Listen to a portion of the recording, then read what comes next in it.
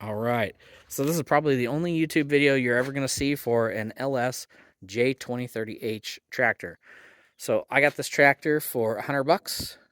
A guy had it online. He said, "Hey, if you guys can get it out of here, it's yours for $100." So I drove all the way out to the middle of nowhere, where it was parked and in pieces, and I was able to undo the bucket and lift it up and drag it onto a trailer. So I got a good deal, but it also needed a ton of work, and it still needs a ton of work, and I'm getting there, but it is running.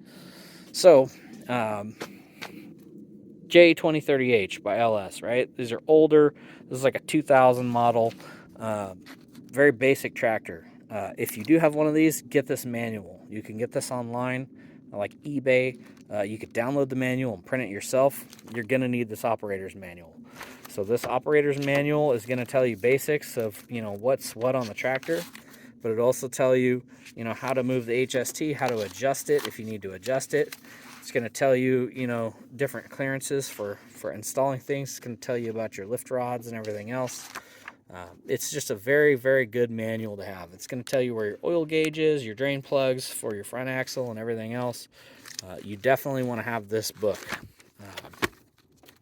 So make sure you get this book. That's the operator's manual. Okay, the next book you're going to want, this is like the Bible for this tractor, is the service parts manual for the J20H and the J30H. Okay, this has a very basic breakdown, and it'll have parts diagrams, and it'll have part numbers. So that's pretty much your entire book. It's going to have every single part and every single part number. So this is what I've been using to replace parts on this tractor so far. Again, eBay, or you could download it for free, have it printed at, a Kinko's or FedEx or UPS or any of those other stores. You're going to want that. Also, for this model, it has the Mitsubishi Diesel, the S3L2. You're going to want this manual as well. This is more in depth, but it's only for that engine. So it'll have, procedures for taking off parts. It'll have procedures for rebuilds. It'll have your clearances. So if you're going to rebuild the motor, you can, get your clearances proper. You'll know if you need to replace something. And these 3L or S3L motors are pretty common. So you're going to be able to find parts for it. You're going to be able to find a shop that can rebuild them. This is actually a really, really good motor. So that's probably the main reason these tractors even sold in the first place, because they did have a good motor. But you'll want that. Another manual that I'd recommend is this operator manual for your loader. This will just go over the hydraulics and stuff. This is a non-self-leveling type, and it's pretty basic. But I needed this because I'm actually going to have to replace some parts in here, because as you can see, it's real wonky. There's a piece that's welded in there and flopping around, and it's been kind of a pain. But I'll be able to look at this book and actually find what these control valves and where I'm supposed to hook everything up and all that good stuff. So I'll do a little walk around of this tractor in a second, but I just want to go over a couple things that I've already done. So I purchased this tractor. I did the fuel filter, the oil filter, the oil, replaced the hydraulic fluid, all that good stuff.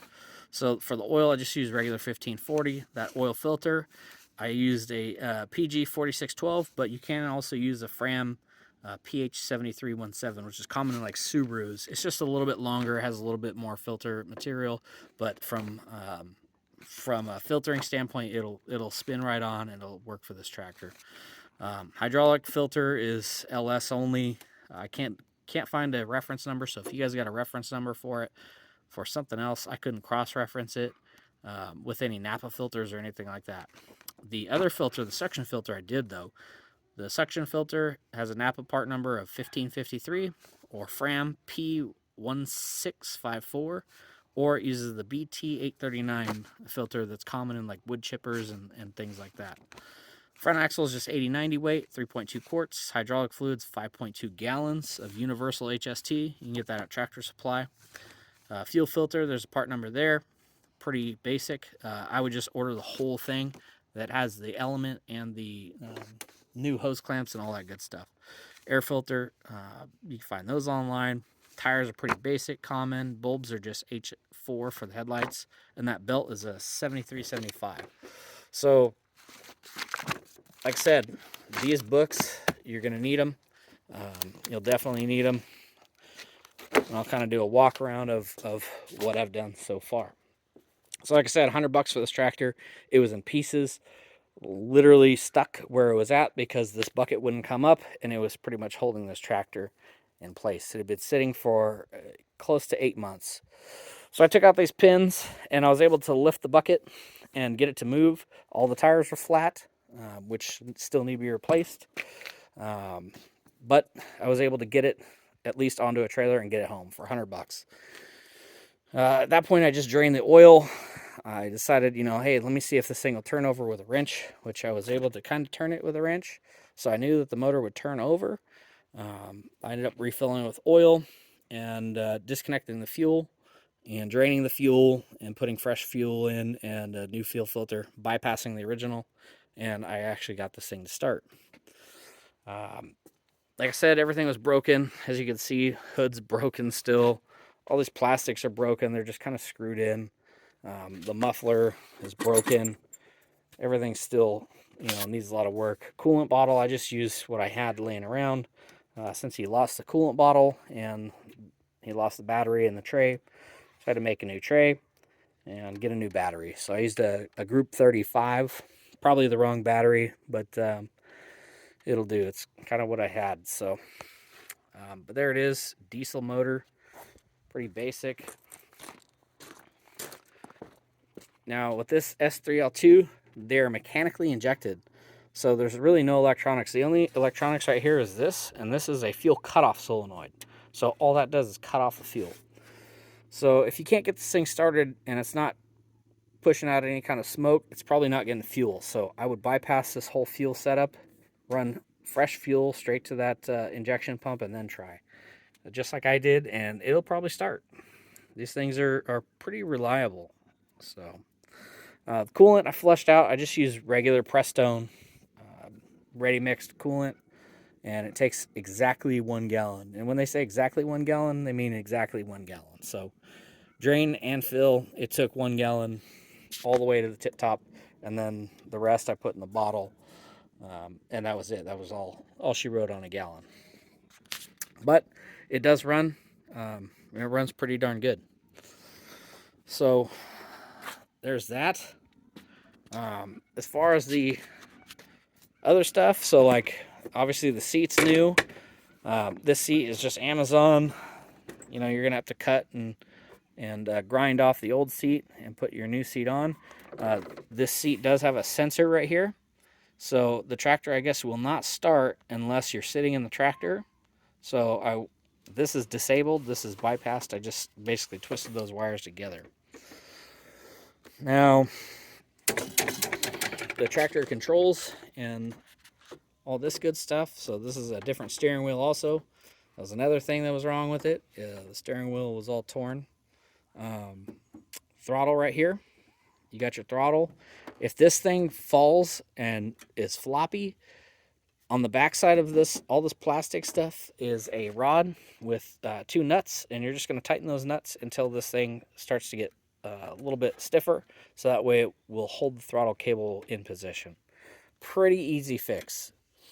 It does have a parking brake, so if you press that brake, you pull this up, it's going to lock a parking brake. It does have cruise control, oddly enough, so if you press this HST pedal down in the forward position, it'll go forward, and if you leave it alone, it'll stay neutral, and if you press this backwards, it'll go backwards.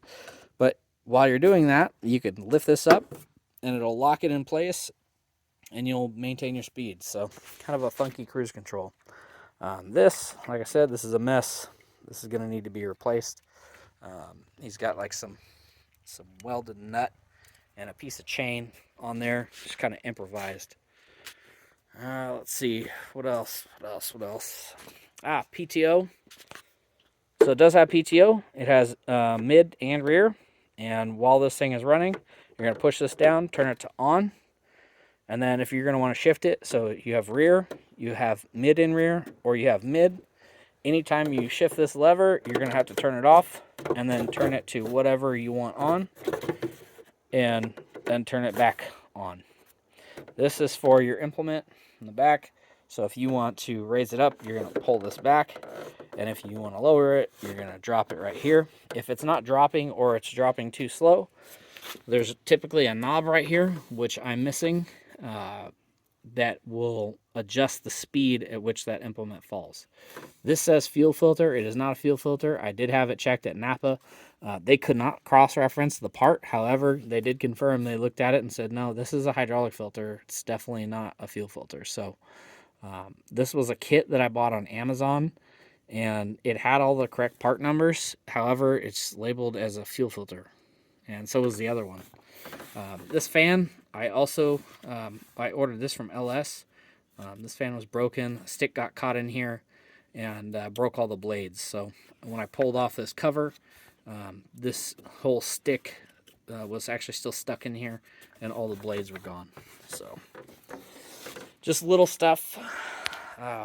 So for this fluid in the back, if you come back here, reach my hand in here, right here is the dipstick. And you're going to pull this up, and it has two lines, if you can see them. And we're right on the money. However, if you look down there, well, that fluid's not that milky right now, but it is milky. I just changed it. It has some air in it, so it's kind of settling down now. But I also got some leaks, obviously. You can see underneath. I'm going to have to figure that out. It does have four-wheel drive. Four-wheel drive selector lever is a little bit wonky. Same thing with the high and low. But like I said, there's no other videos on YouTube for these things. So, you know, if you guys have any questions or anything you want to see, let me know. I'll be glad to do another video or maybe explain some things. You know, whatever you guys want to see.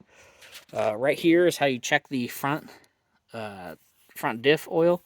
This guy put a bolt in there for whatever reason. Maybe he lost that dipstick. I did order one from LS, and then I ordered a new breather as well. So this is the breather, and yeah, that's broken. There's fluid or rain and water and everything else getting in there. So yeah, pretty simple. Let's see if it'll start. It should start. So glow plugs this way. Your glow plug light will come on. You're going to hold that for 10, maybe 15 seconds, depending on your climate. And then you're going to turn the key the other way. And see how mine's not starting? It's because this thing has one more thing wrong with it. So if it doesn't turn the starter, you're going to have to go over here.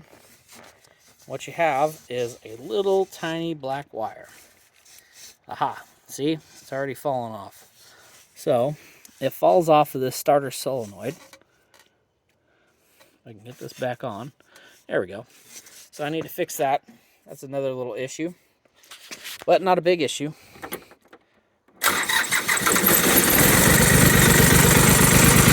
There you go.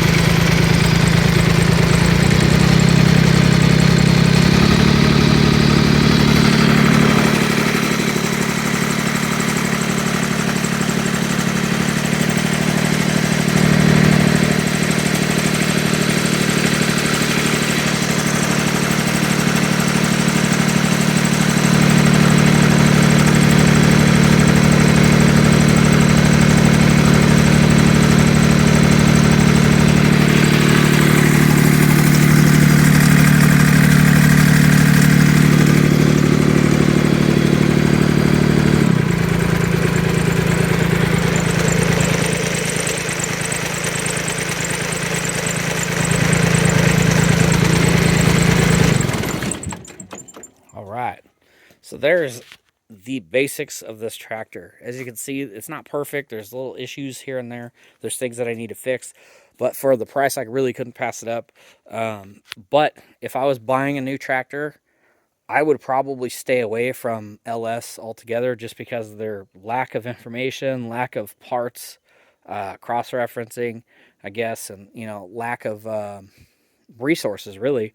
There's not a lot of resources out there for this tractor or really any LS that I've found.